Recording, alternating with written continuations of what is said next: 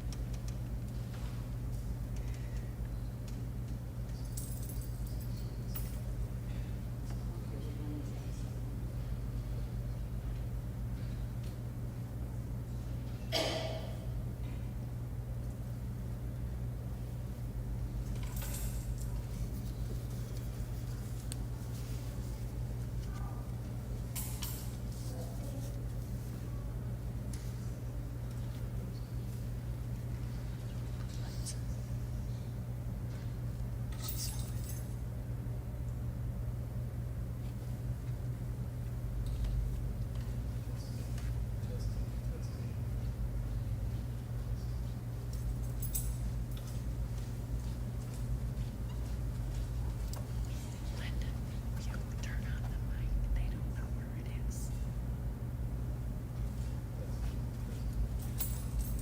They're trying to reboot it. She doesn't know where to turn it on.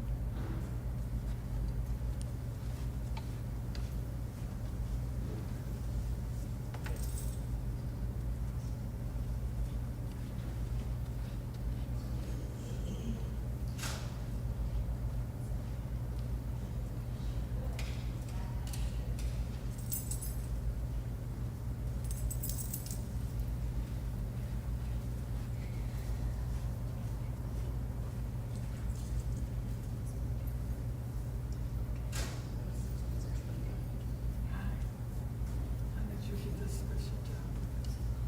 Like a list. Someone asked you.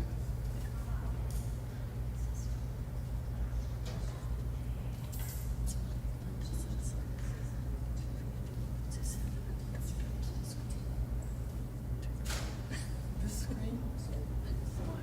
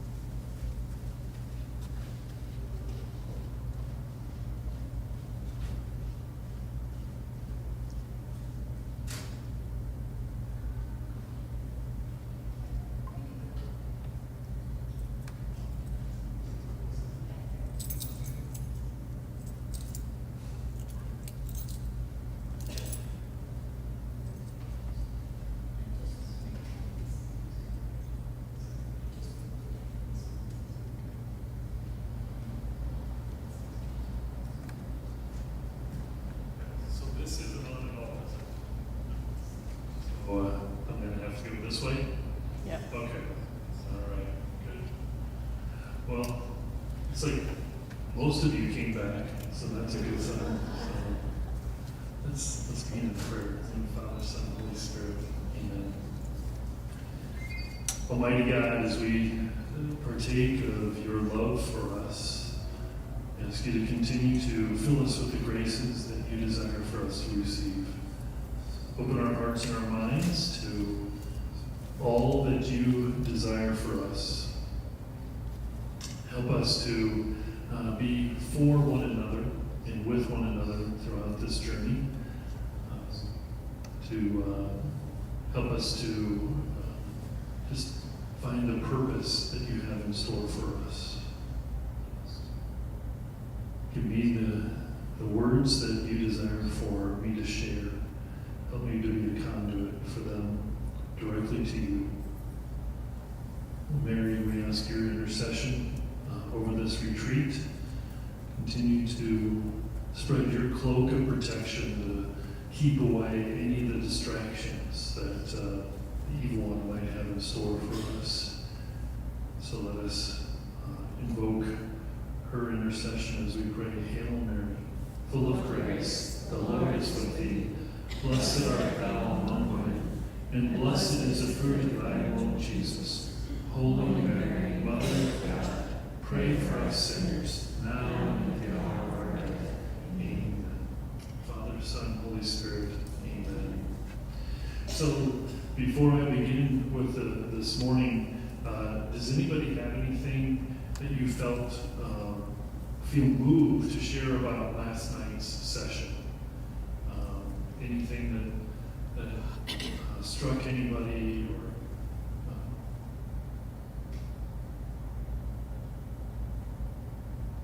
it's okay. So far, so good. All right. Okay. Good. Wonderful. Yeah. Thank you all for just being open to sharing last night. I know it did my heart good to hear about all of that which you have done throughout your lives and how you've responded to God's call. And so I just wanted to share that it really moved me last night. I knew I was going to be standing in front of a lot of years of service, but when you stop and think about it, if you would add all of the years of ministry that you all have given, this is pretty remarkable. Pretty remarkable. So, again, thank you. So today, I wanted to head into this theme that we have, this finding purpose in the transitions of life. Okay? So there's a Protestant minister named Rick Warren who wrote a book a few years ago, and it made him millions and millions and millions of dollars. Right? He entitled it "A Purpose-Driven Life." Maybe you've heard of it. One of the quotes that he put in there is, "Without a purpose, life is motion without meaning, activity without direction, and events without reason." Let me repeat that. Without a purpose, life is motion without meaning, activity without direction, and events without reason. A year ago, just last month, in May of last year, one of my really dear friends, Father Don Dahl, S.J., Jesuit, some of you may know, he was kind of known for his photography. He did quite a bit through a lens. He actually got national awards for his photography. He was moved, kind of against his own judgment. He was moved into retirement. And so the Jesuits here in the Midwest province, their retreat, or their retirement place is in Milwaukee. And so after being here in Omaha since the late 1960s and having all of these relationships in Omaha, he's uprooted and sent back to Milwaukee, where he spent the first 18 years of his life. And that was, for him, without reason. Because he had great energy. And I talked to him yesterday. And he's entering into retreat today, so we might want to just hold the Jesuits at Camilla's in Milwaukee in our prayer also, as they enter into a retreat this week as well. But this was really a challenge for him. Earlier, like 4 years earlier, when COVID heard that he was going to be moved then. And I kind of geared up to go to battle for him. But it never came to be. It was 4 years later when he was moved. And he gave into the provincial and in moving him there. But the first night, I talked to him on the phone, and he said, I just don't see why I'm here. This is really, really hard. So it was just like gut-wrenching for me, right? To know he's that far away and he's lonely and he's hurting. So at that time, I was in my first year still of being the pastor at St. Benedict the Moor. So it hit me the next day, the next morning. I was like, oh gosh, I'm going to have the same prayer, and I'm going to invite him to have the same prayer that I have for the people of St. Benedict the Moor. St. Benedict the Moor, being the only Black Catholic parish in the state of Nebraska, has really often felt put upon, done to, not invited to be a part of, right? And so when the Archdiocese did their journey of faith with all of the realignment of parishes and so forth, they felt like I was being put upon them. It wasn't a choice of theirs. And so my prayer for them was that they could receive in the present. And rather than having the past being dictating how they were entering the present. Right? So in other words, all those hurts that they've had in the past was kind of coloring how they were receiving this new transition for them. I was like, oh gosh, that's my same prayer that I have for Don. And I'm going to ask him to pray in the same way. To, instead of looking back, right, to try to be open to receiving in the present. One of the scripture passages that I always am drawn to, because it was actually the first homily I ever gave. I was a seminarian, and Anne Marie isn't here. Unfortunately, she might remember it, because she has a way better memory than I do. She reminded me of the day I arrived at St. James for a summer assignment. I was a chaplain here at Emmanuel, so this is really kind of full circle for me. 37 years ago, I was invited to preach one weekend, and it was the gospel. Whoever puts his or her hand to the plow and continues to look back is unfit for the reign of God. Okay? And so that's what my prayer for Don was, right? Don't look back, but look forward. And so I talked to him that second day, right? And I was like, okay, Don, this is my prayer for you.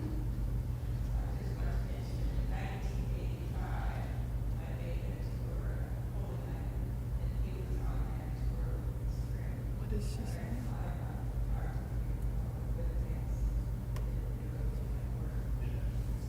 Wonderful.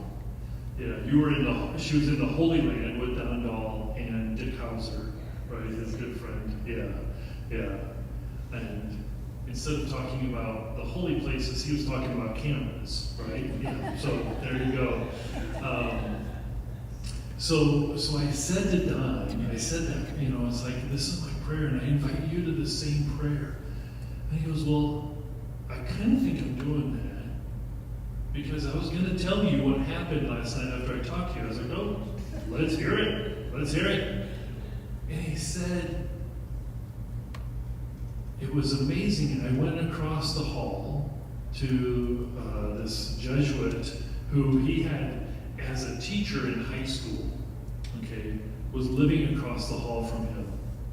He was 98 years old. And this Jesuit just was telling all these stories. And then he would break into song. And Don said, hold on just a second. And he goes and he gets his professional camera and he sets up a tripod and he starts to record this Jesuit. And his telling stories and breaking into song. I just got goosebumps again thinking about that. Because he realized there that that's what his purpose was in the present. That he can help capture some of these stories. Some of the stories that you all shared last night. Just briefly overview, but I hope you will keep those stories alive. That you will share with each other how you have served God. Okay? So that maybe some of you have some wonder. Have we made a difference?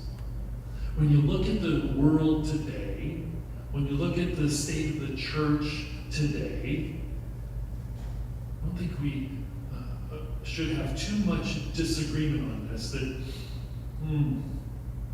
it's different, right, than 30 years ago. Okay? The church today is not the church I was ordained into.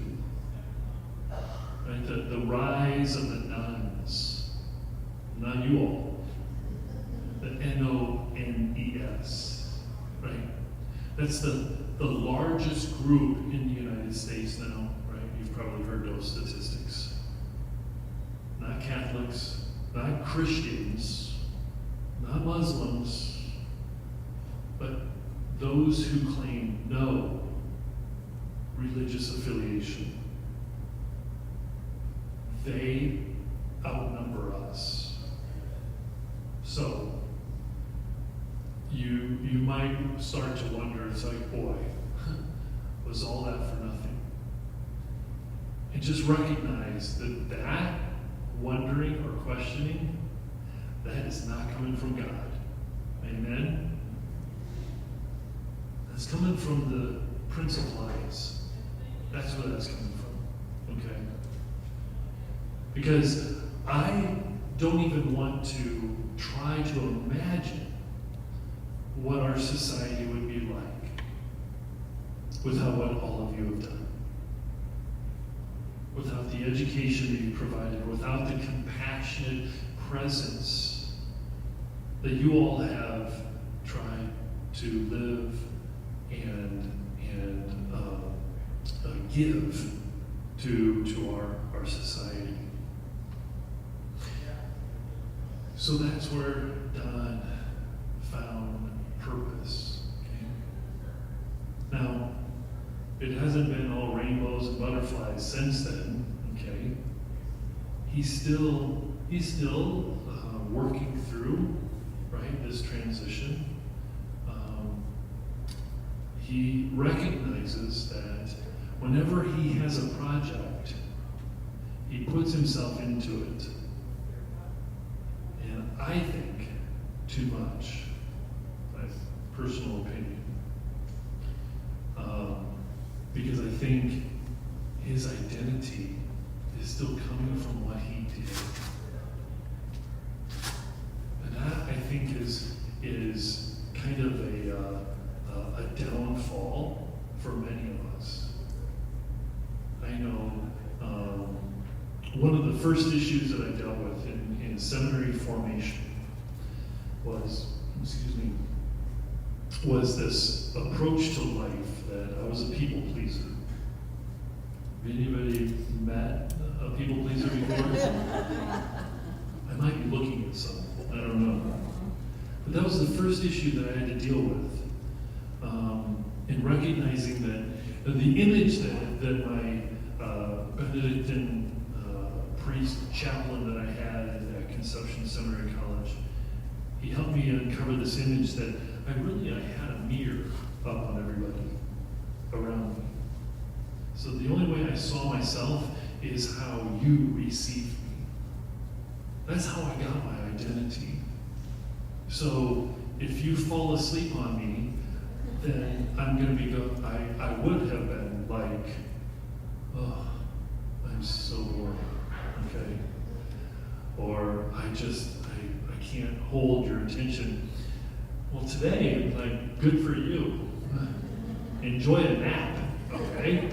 It's not a reflection on me, okay? I don't get my identity as much. Still an issue that I continue to be aware of, okay? But it's not near as much as what it was. Before it was all my identity was coming from those around me, okay? What I learned through IPF is they have RIM, RIM, RIM. Anybody want to guess what R is? Relationship. Relationship. And then the I is identity. And then M is mission or ministry. So many people have it turned around. So many ministers, religious types, that it first comes from our ministry. Our ministry gives us our identity, and I think that's where Don is. Okay? That his identity comes from what he's done, the work that he's done, the photography, the way that he has just been really instrumental in helping people see the poor, the marginalized through his work. But first, we're invited to recognize that our identity comes from our relationship with God. Father, Son, Spirit. Whichever person of the Trinity that is speaking to you at that time. You know, people have asked me in the past, it's like, so when you pray, which person? Is it the Father, or the Son, and the Spirit? And I said, it changes for me. I'd say mostly it's the Son, right? Jesus' companion, Jesus' friend, trying to work on that relationship. But I've also had some powerful experiences of God, the Creator, okay? And the Spirit, obviously. So it's it changes different times for me. But it's recognizing that we are all God's beloved daughter or son. And we're invited into that relationship. So it all starts with the relationship. And our identity is from that relationship. It's not a teacher, right? We don't identify ourselves as Sister Mercy or a servant Mary, right? But first and foremost, a child of God.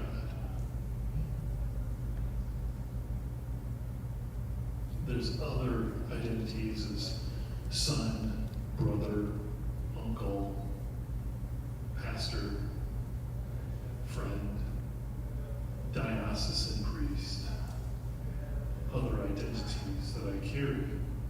But first and foremost, it has to be as a child of God, as a beloved son.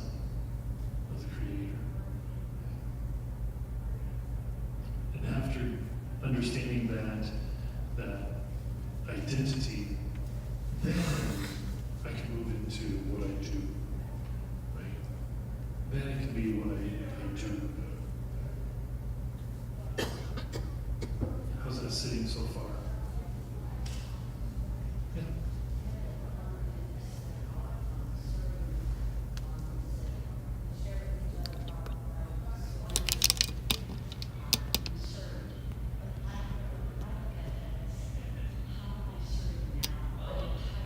Yeah. Right.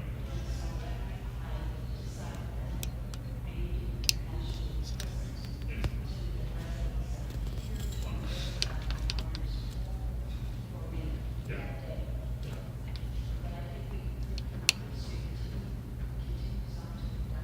Oh, well, so she just said that she wants to continue to live that compassionate presence to the other people, to the residents here and so forth, right? That's where you feel called.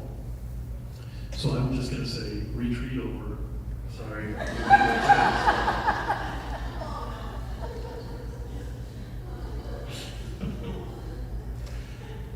Yeah, absolutely. Absolutely.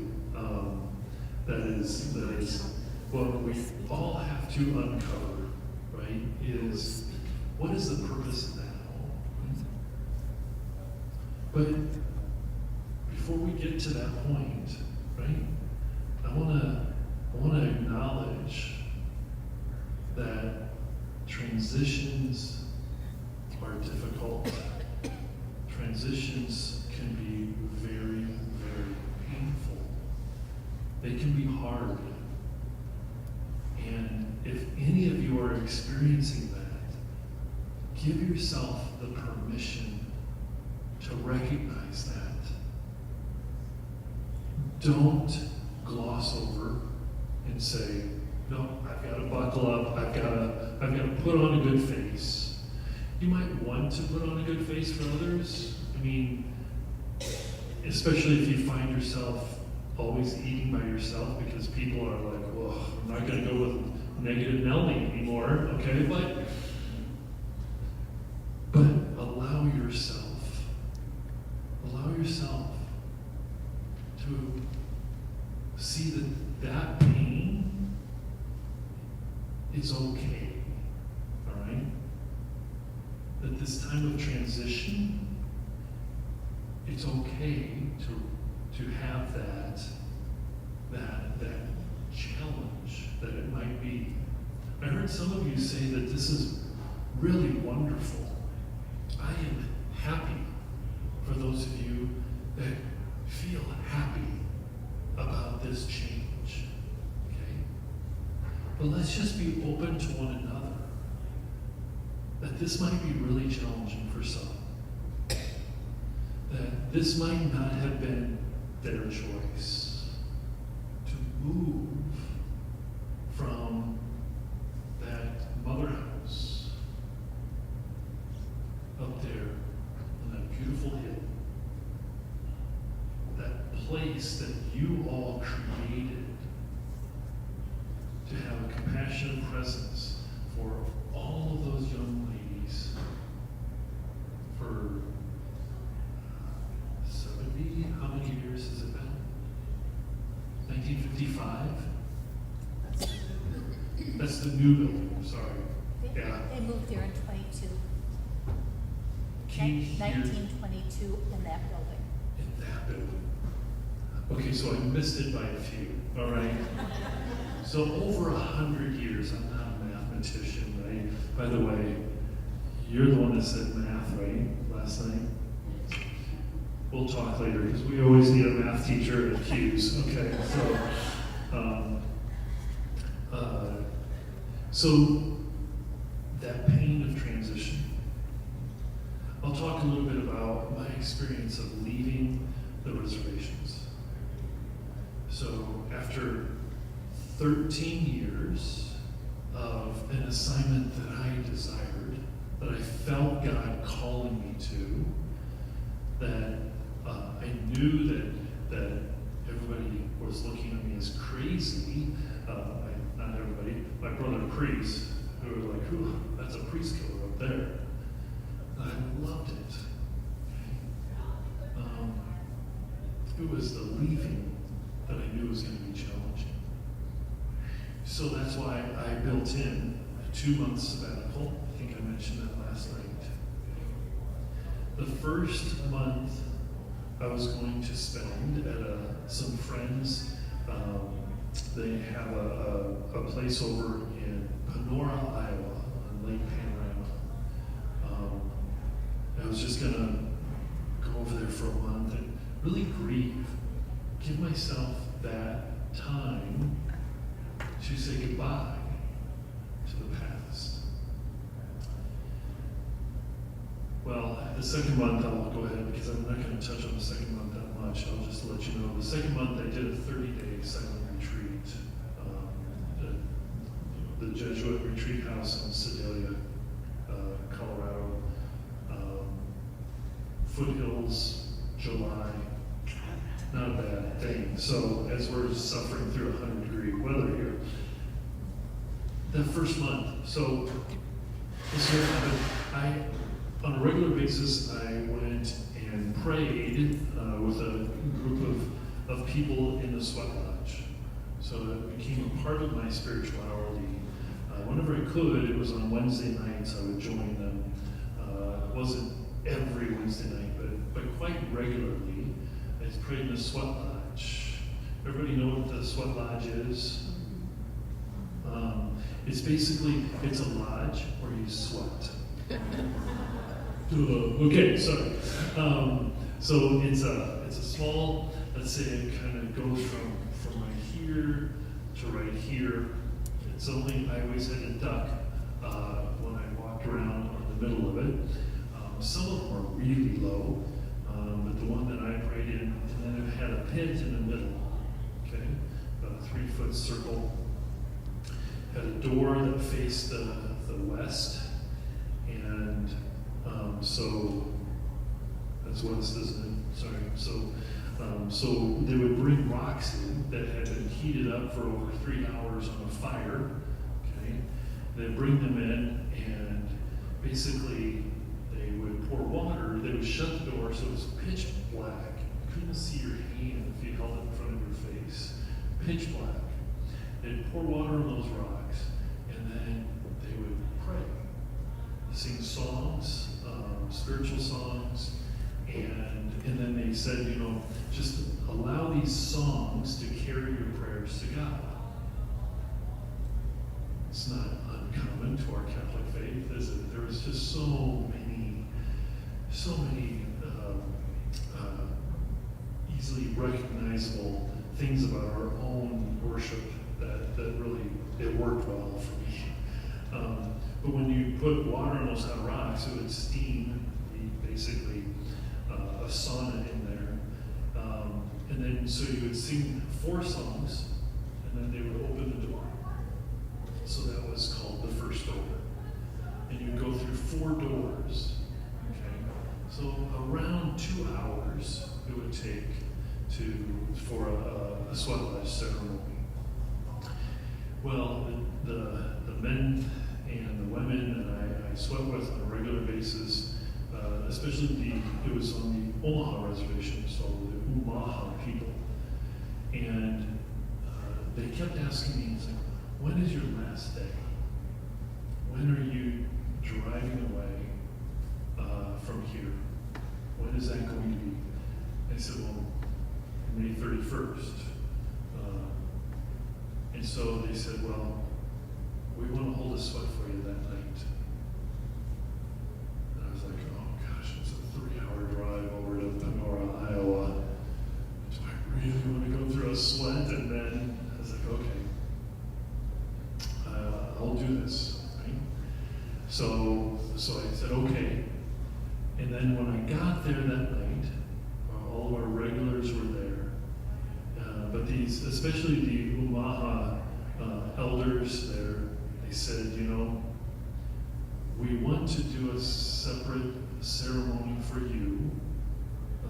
It'll be worked in with the sweat lodge ceremony, but it's called the Calling of the Spirit ceremony. And what they explained to me is that we want you to call your spirit back so that you don't leave any part of yourself here. How many times have you heard someone say, "Well, part of me will always be here"?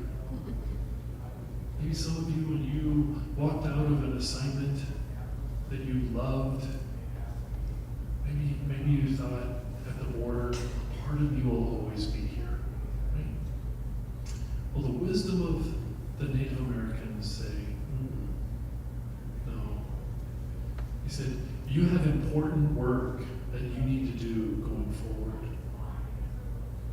And you can only do good work when you're whole and complete.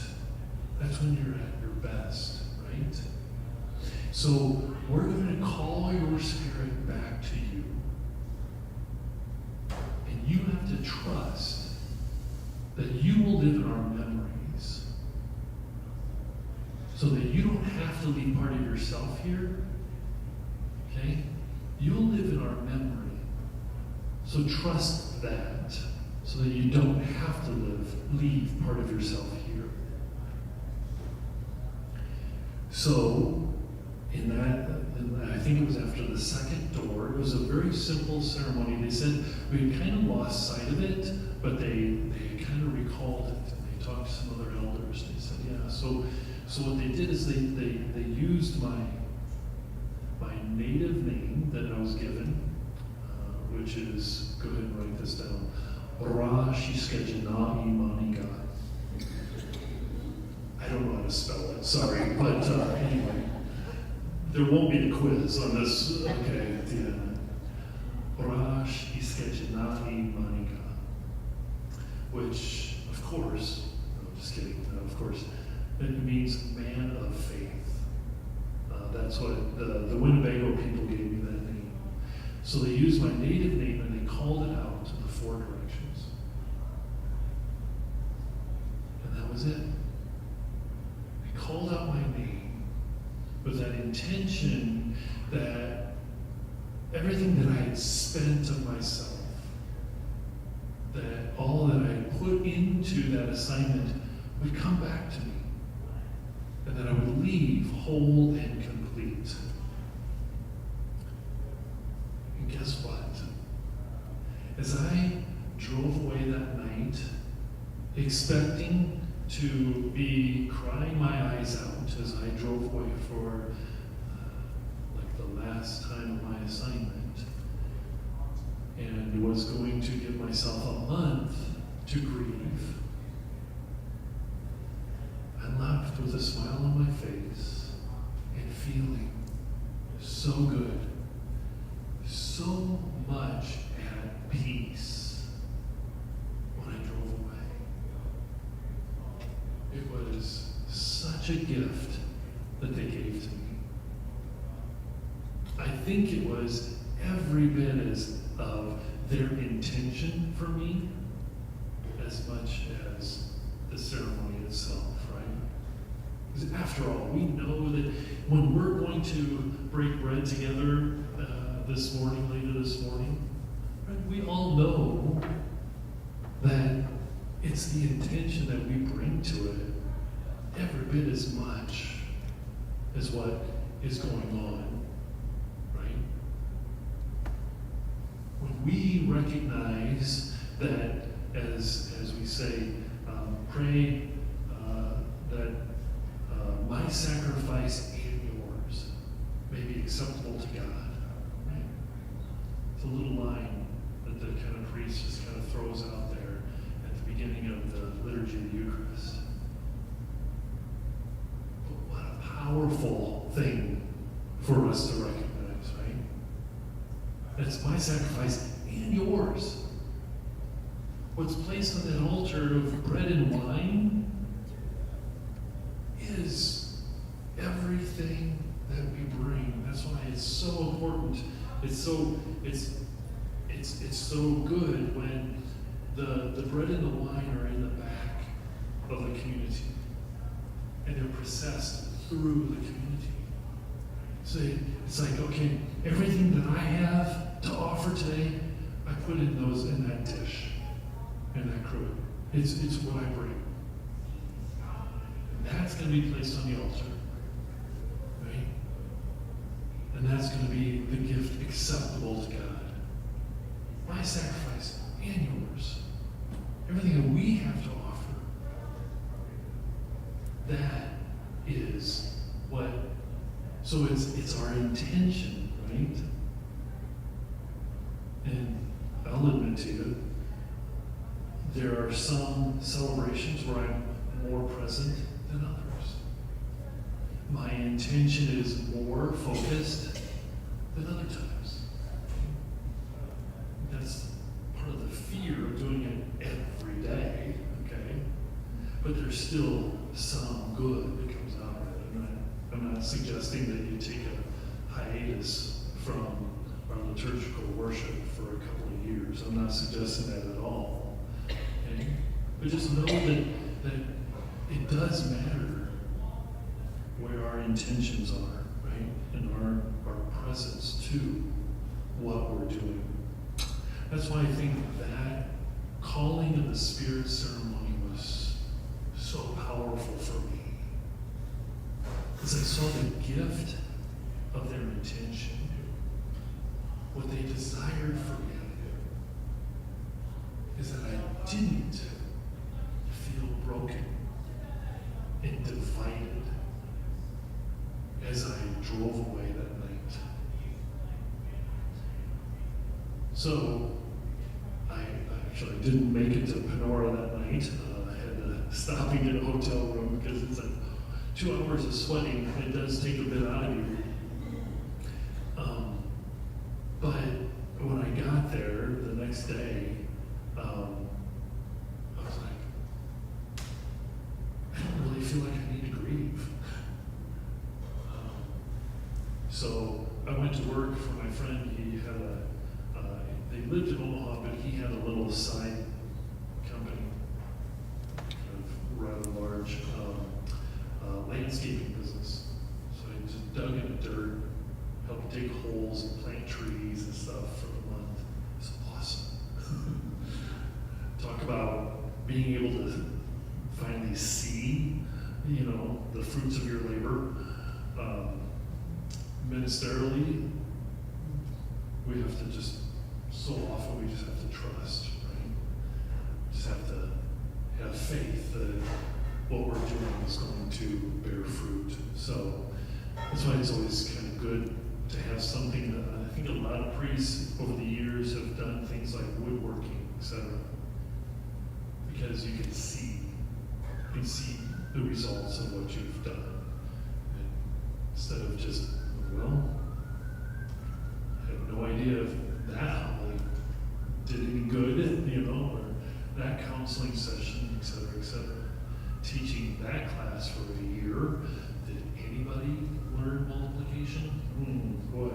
So anyway, so that was a true gift to me, and and just offer that to you. That you can pray through that. Can use a little bit of that Native American wisdom and that ceremony. Think about calling out your name, your baptismal name, that sacred name that was given to you at baptism. Call it out, so your spirit will come to you, that you can be whole and complete. Okay? Any thoughts, questions about that?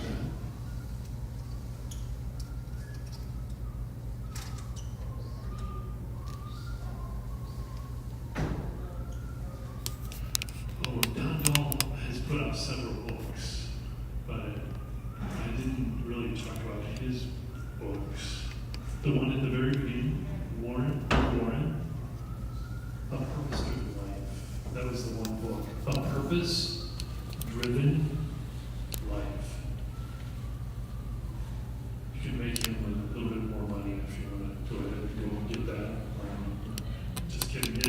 it was a great gift.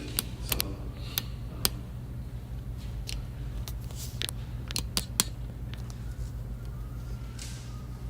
anybody else? Are you looking for a sweat lodge here, or do you have a sweat lodge here? Great question. I've sweated a couple of times here in Omaha. There was a group over in Iowa.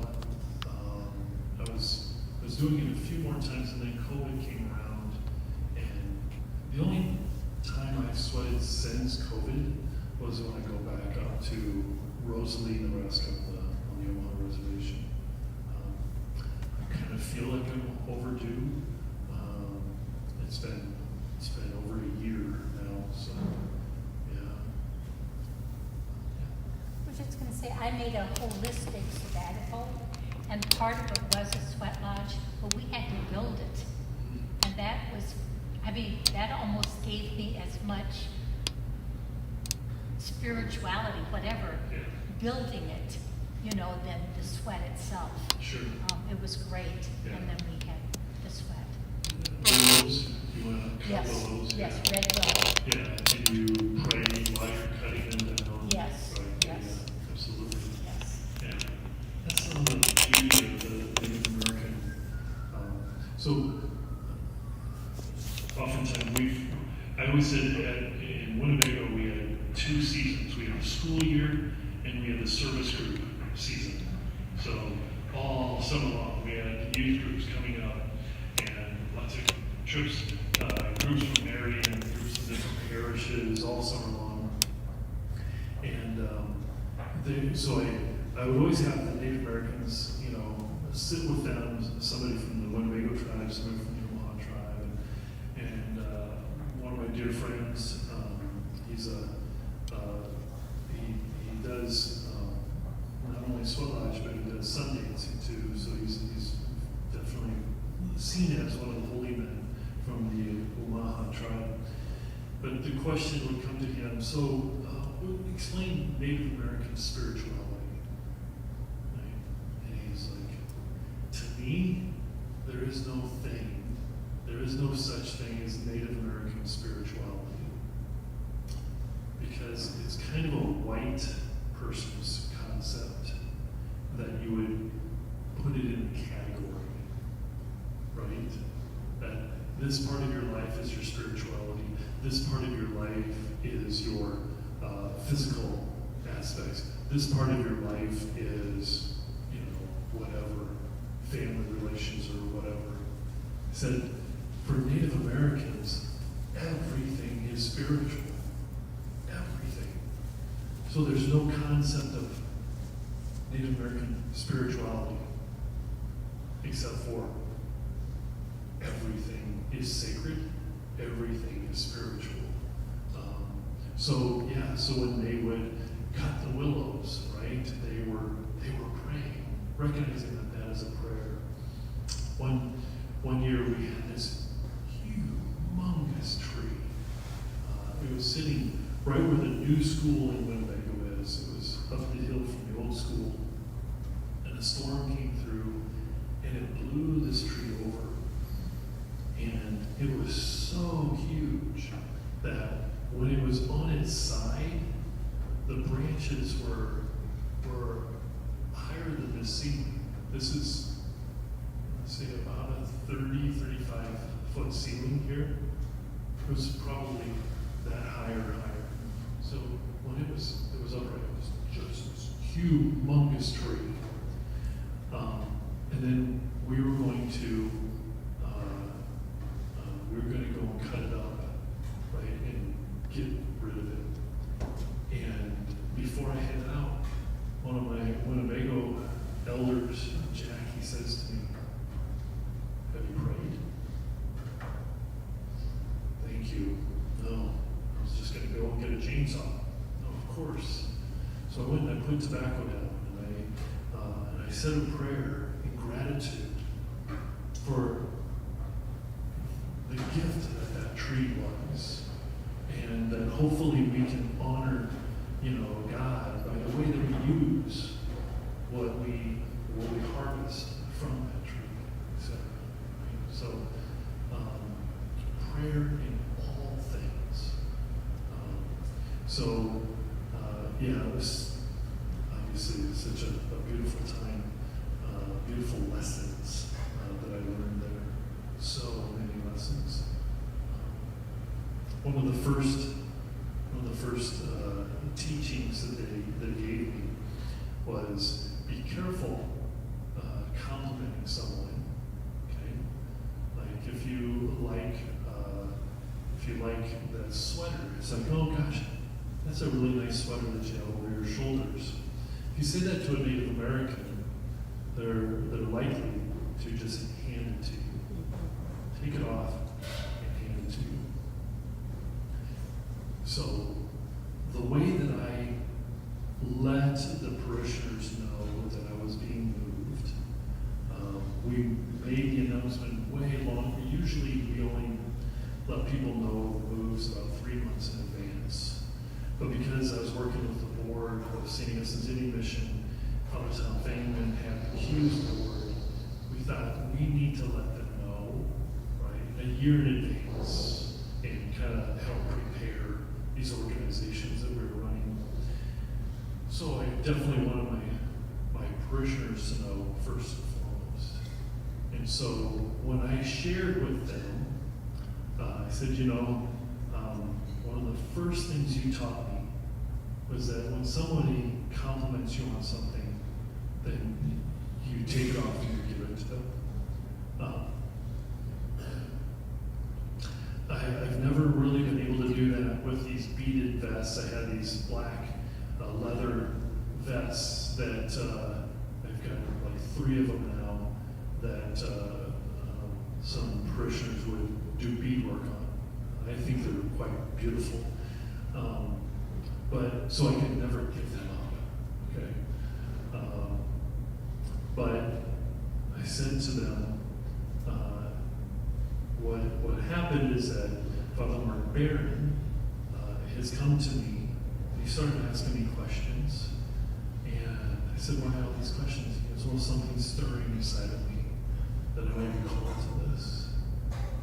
And so I had him come and spend a week on the reservation and learn more. And then at the end of that week, I said, well, is that stirring getting stronger or weaker? He said, definitely stronger. So he basically, to me, he was saying, I really like that assignment that you have on. And so I just graciously, I'm attempting to take it off and present it to him. Not that I want to go at all, but doing what you taught me to do. And that was a really helpful way for me to approach that as well. And that sacrificial love, basically. Okay? They always taught me, you give your very best away. You don't hold on to, I was like, like these flutes that I have. Before I left there, I gave my favorite, best flute away. That was hard. It was lovely. It had turquoise embedded in it. It was really a good one. But, oh well, anyway. That's one of the lessons that they taught me as well. Is that you don't give of your excess, but you give from your very best. Check my notes here.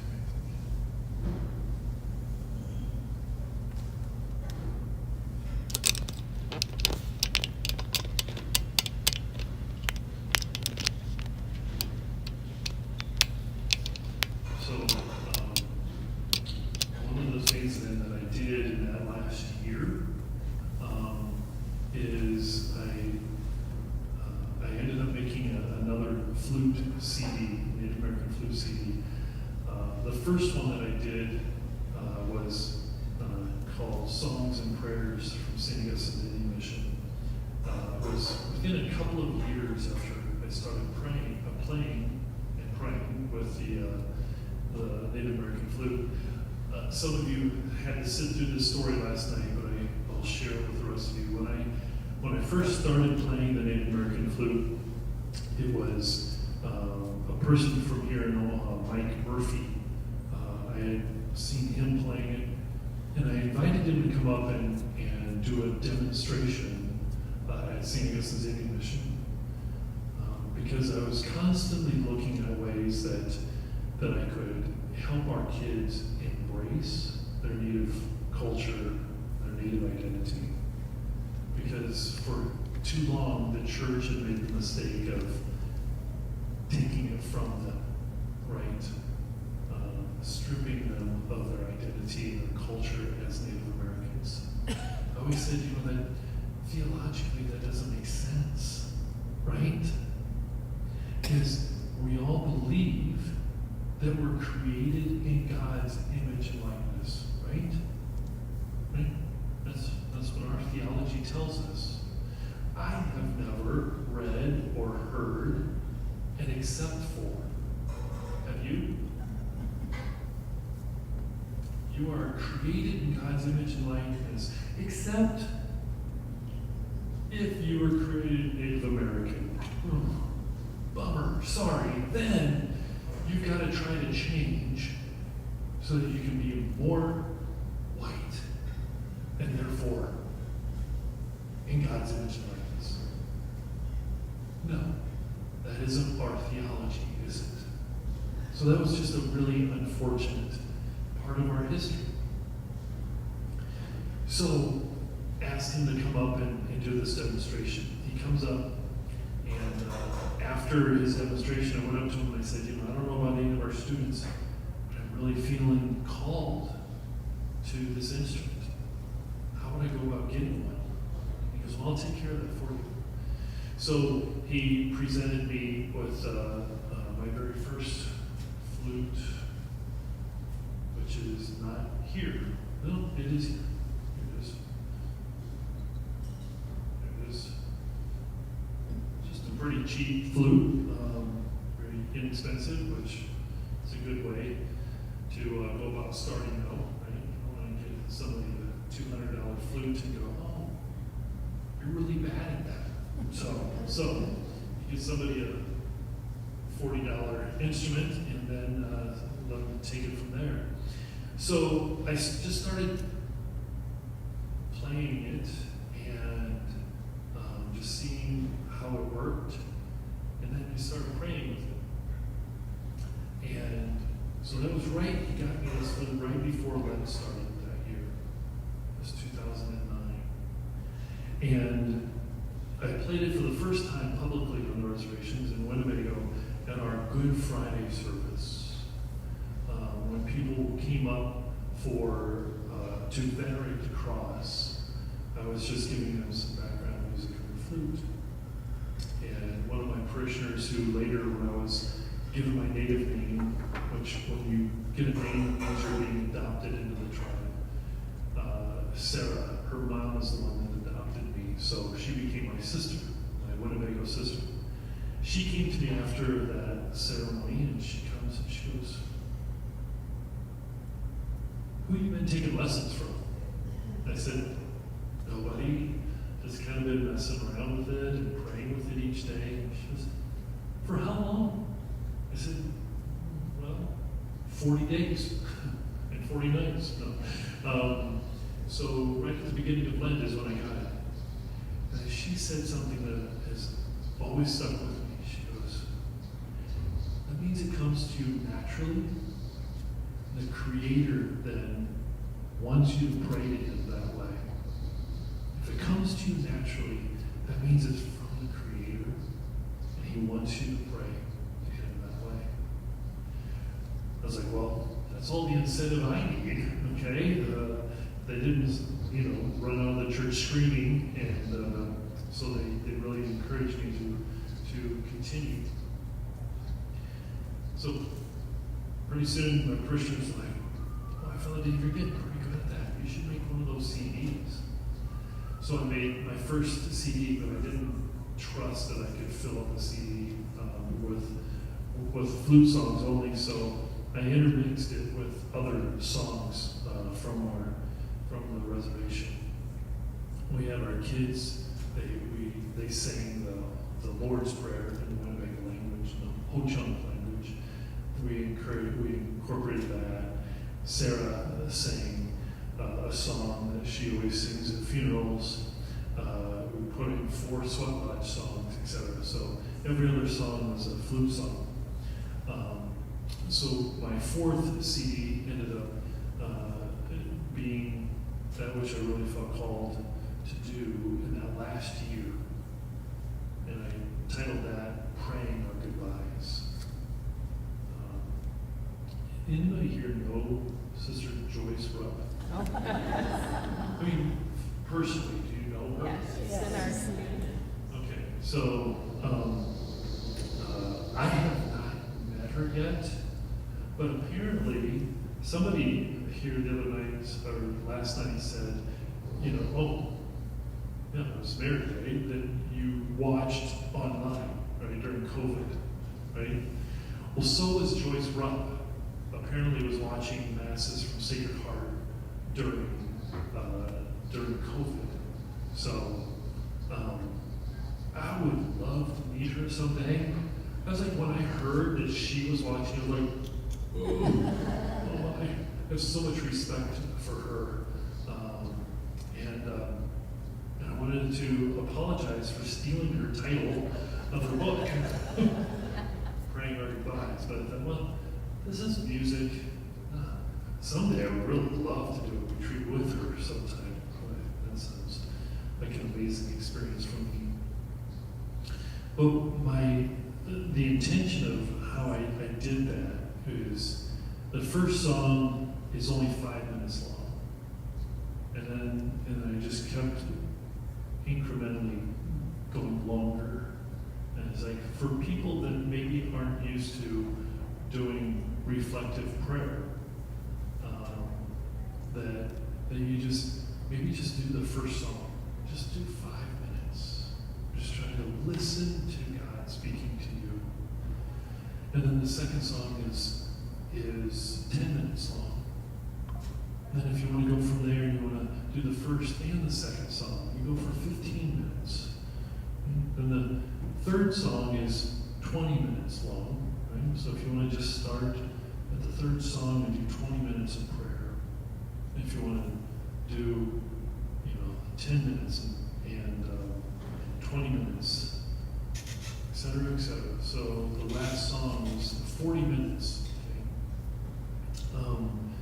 But it just, my intention was that, if people get used to just being quiet with God and just listen to what God is speaking to you, that can help you pray your goodbyes. It can help you pray what comes next. What is God asking of you? What is your purpose going forward as well? Right? So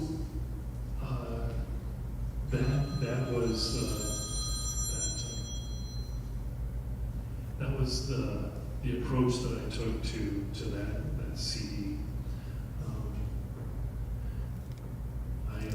Incidentally, I forgot I was going to put a bunch of those in my car. If anybody would want one of those, that will be my gift to you. But that's my teaser for coming back tomorrow. If you want a CD, you have to show up tomorrow. Okay? In a little bit here, I'm going to ask you to break up into small groups and spend some time. First of all, we'll take a little bit of time to pray silently. Okay? If you want, I'll play a little bit of flute music for you, and then just some real silence, and then say, I'd love it if you would spend some time in my groups of 4, just sharing with one another. I think it's so important that we share what's inside, right? If you're very happy about this move, if this transition is really good for you, wonderful, okay? If this is something you're really still struggling with, that's okay to share that, right?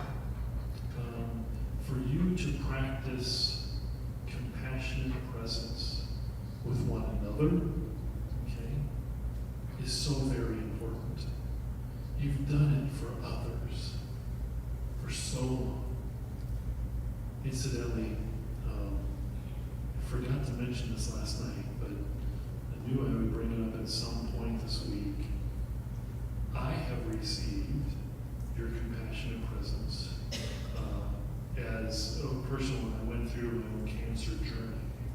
So 2020 was a kind of a bad year for the world. 2021 I was diagnosed with Hodgkin's lymphoma. It was an accidental find where I went to my doctor. I'm really spoiled, blessed. My general internist doctor decided to go over to what do they call that, a concierge service. So he works with VIP MD, is a company that he works for now, and he was able to take myself and Father Tom Feynman along with him and hit into this new practice. And so we don't have to pay that concierge service, but yet we get all of this extra health care. So he submits to insurance, but a lot of what he does is so proactive that insurance would cover it. But that's the beauty of this kind of approach to medicine, this concierge. I wish everybody got it, honestly, because it's so proactive in staying healthy as opposed to just treating you when you're sick. So on one of my visits, he said, Brother Dave, you're one of my healthiest patients. I don't think he'd say that now, but that day, he said, you're one of my healthiest patients. But, we both know those guys who work out all the time, they're in great shape. They go out for a jog and drop over dead. Mark Dare was one of those people, the CEO of the Heart Ministry Center next to us. So he said, I want to make sure you're not going to be that guy. So I'm going to order a lightweight scan of your heart just to see where your plaque buildup is. And so he did, and he's come back and calls me up the results, and he said, your heart looks really, really good. It's really clear, but, and I use this term, he didn't say this, but I used it. He said, your lymph nodes in your chest are photobombing your heart scan. So, in other words, my lymph nodes were larger than what they should have been. And so that led to ongoing series of tests. One of which I was in a golf cart with Bishop-elect at that point. It was Jim Golka. So he had already gotten the call that he was going to be the bishop in Colorado Springs. So before he was ordained and installed, we got together and there was a bunch of us out. We were golfing. I was in the golf cart with him, and I saw that the nurse was calling, so I took the call and lined up one of my many appointments before diagnosis. And so I hung up and I looked at him and said, probably wonder what that was about. And he goes, I figure you'll tell me if you want to. So I said, so he was the only person that I shared that this was going on. Incidentally, it was at his installation on June 29th, 2021, where I got the call from my oncologist. So they did a last last test that they did was a biopsy of the lymph node up here. They took a biopsy of that, and they were able to identify that it was Hodgkin's lymphoma. So I went to him that night. You guys don't mind all this detail, but I think it's kind of a fascinating story, especially those of you that know Jim.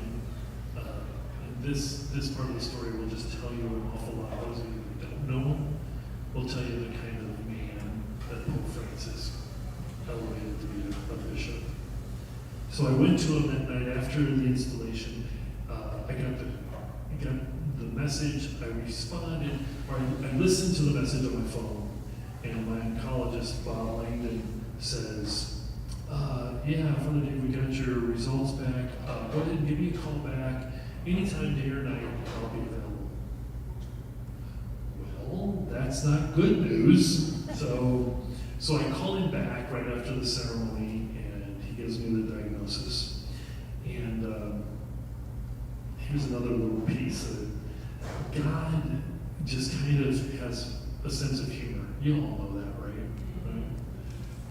And is constantly trying to teach us something. I get off the phone, and the first person after I hung up, there's two people walking toward me. I kind of walked away from everybody and was just, on this phone call. There's two people walking towards me. Archbishop Eldon Francis Curtis, who I was not very close to, okay? And this other bishop, I didn't know who he was. He introduces himself as Bishop Finn. He was basically the one, he was forced to step down, okay, from Kansas City, Missouri, I think is where he was a bishop. And I kind of like, he's one of those guys that, I didn't really have that much sympathy for or respect for, okay? Those are the two people that I encounter. And Archbishop Curtis, a little, should I say, not paying attention to what was going on. Bishop Finn sees that I have a shocked look on my face. So he says, "Is everything okay?" I said, "Well, I just got some news," and shared the news with him. And they're like, "Oh my gosh, I'm so sorry." And even Archbishop Curtis was like, oh, I'm going to pay attention to somebody else. How about that? And then Bishop Finn says, "Can we pray with you?" I said, "Yeah." So, he says this beautiful prayer. I'm like, "Okay, God, really? You had to throw that lesson in at this time? Let go of how you can put people in boxes. You label them, you put them in a box, and you close the lid on that, et cetera, et cetera. I need that lesson right now." Anyway, that night we were all invited to go over to just friends and family. We were invited to go to the new Bishop Golka's house. And I pulled him aside, and we were in one of his guest bedrooms, and I just said, "Hey, remember that conversation from the golf cart? Well, I just got the call from my oncologist during your ceremony. So your bishop installation and ordination will be forever linked with my cancer diagnosis." And he says, "Sounds appropriate." And so I told him what the diagnosis, Hodgkin's lymphoma, and he said, "That's what my sister Jean had." So his sister, just younger than him, Jean, had it when she was at the end of her high school year and going into her freshman year at Creighton University. And that had been like 50, no, not 50, but she was like 50 years old at that point. So he said, so obviously, that was very successful. And I said, well, that's great, but I still want your blessing. And he goes, no, okay, I'll give you my blessing. But I want Jean to give you her blessing too. That tells you all you need to know about Jim Golda, right? Instantly, he didn't have to think about it. His instant response was, my sister, a lay woman, I want you to get her blessing as much as I'm going to give you mine. That's a bishop after the heart of Pope Francis, right? So, incidentally, then I was contacted by Peregrine Ministry, right? You guys heard of it, and you contacted me.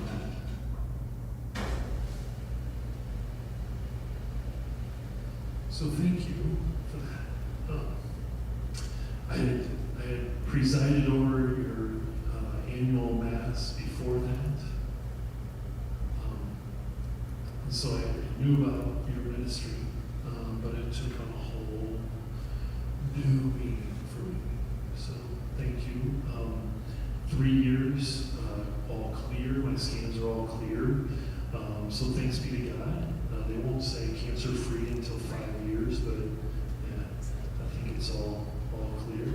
But the one thing that I mentioned last night was that a doctor friend of mine said to go off sugar because sugar feeds cancer. And how many of you here have had cancer? Wow, fewer than I thought, okay? I really thought there would be more people here because, I don't know, I just think that there's something in our food, et cetera, that it's just going to lead to more and more. So thanks be to God, so many of you have not experienced it. But those of you, again, your hands up, those of you who have had cancer, okay, did you hear that you should stay away from sugar? Did your oncologist say you should stay away from sugar? No? Well, count your blessings, because sugar is good, okay? But it's not good for you, right? After all, when they give you a PET scan, right, to identify where the cancer is, it's basically sugar. And that's where the cancer lights up because it goes to the cancer.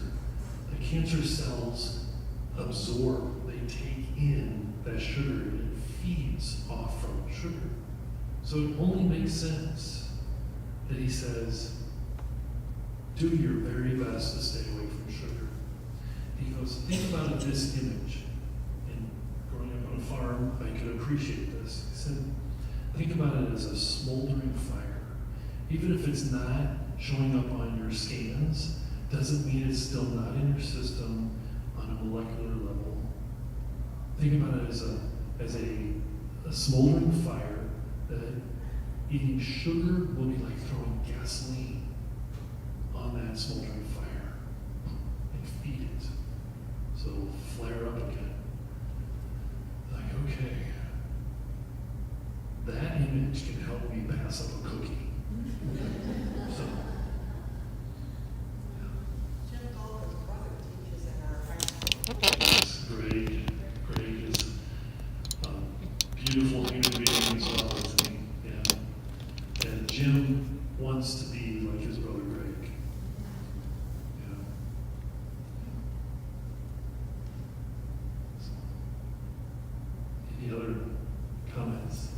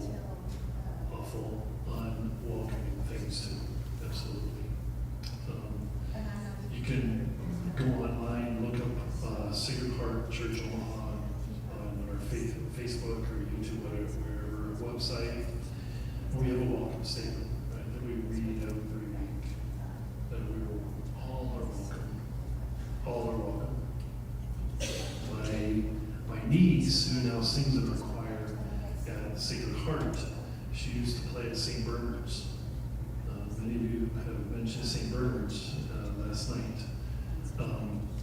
They wanted her to sing the song, play the song there at St. Bernard's, All Are Welcome.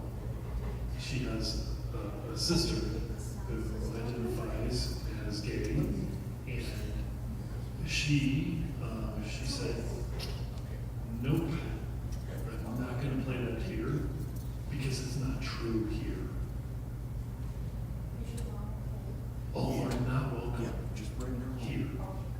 So if you want me to play that song, I'm walking out, I'm never coming back.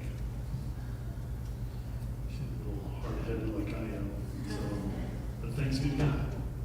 She stood up for those who were unwelcomed, right, in that community. And I'm grateful that she has come and she's bringing her gifts to be present with us now. So, yeah. So thank you for making that connection.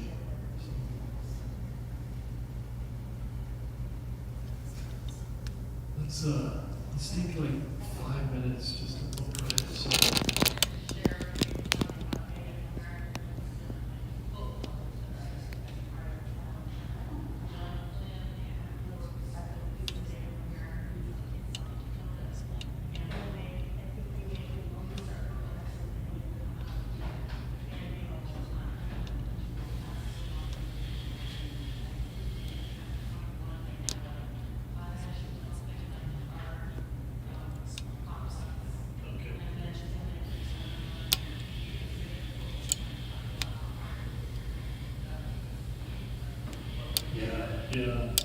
Yeah. So the star quilt in the Native American tradition.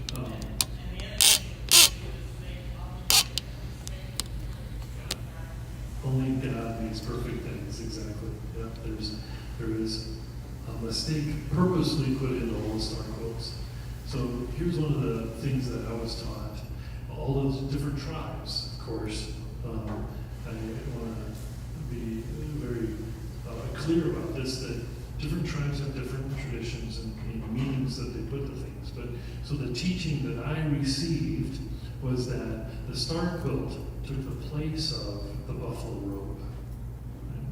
So it's the way the buffalo or the American bison, for those of you who are scientifically inclined, is the animal with which the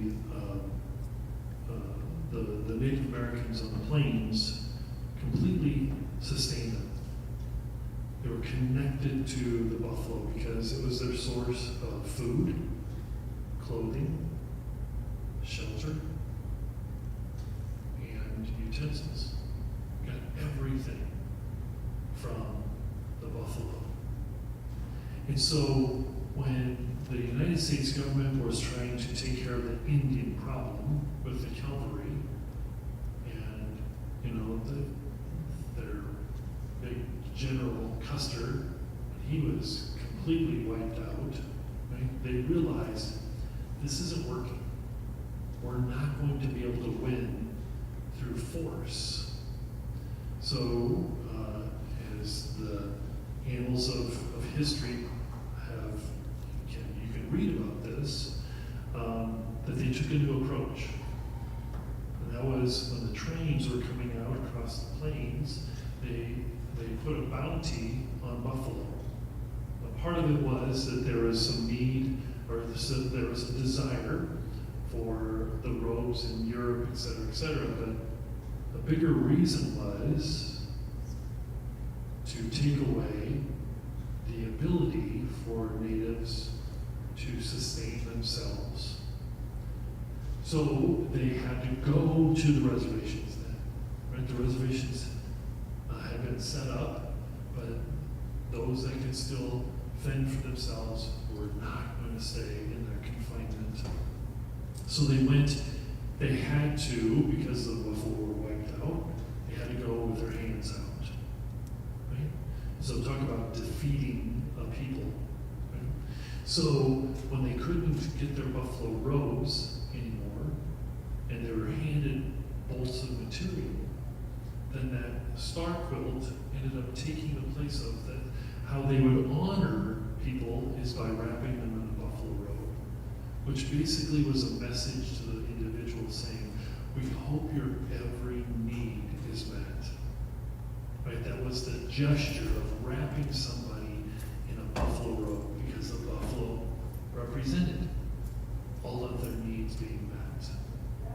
So that star quilt is a very powerful statement. When we wrap somebody with a star quilt, it's that desire, our desire that all of your needs are met. Okay, so that is yet another beautiful, beautiful statement, right?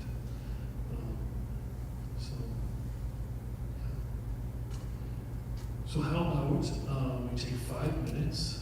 I'll play the flute for a little bit, but I want you to really reflect back on how are you approaching this stage of your life, right? Are you, as Rick Warren said at the beginning, that quote, is there life without purpose? Life is motion without meaning. Do you feel yourself kind of wondering what your meaning is now? Activity without direction, and events without reason. So, sorry, here's another quote. Let me step back here just for a second to grab something I forgot.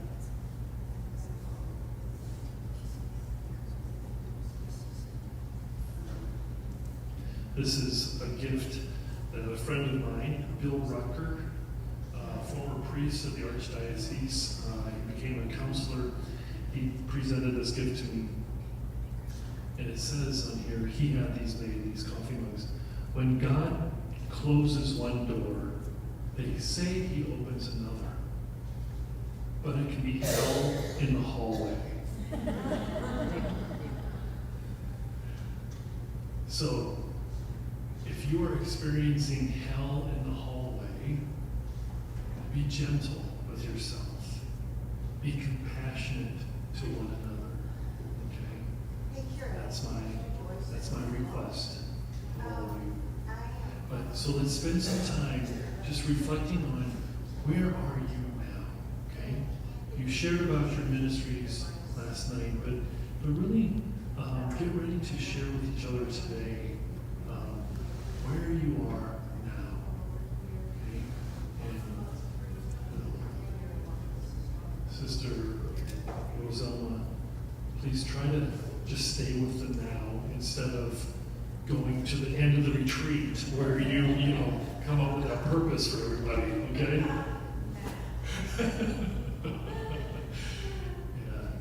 yeah, just to be reflecting on just for a couple of minutes here, and then we'll give you 30 minutes or so to break up into 4 groups of 4 approximately, and share with each other where you are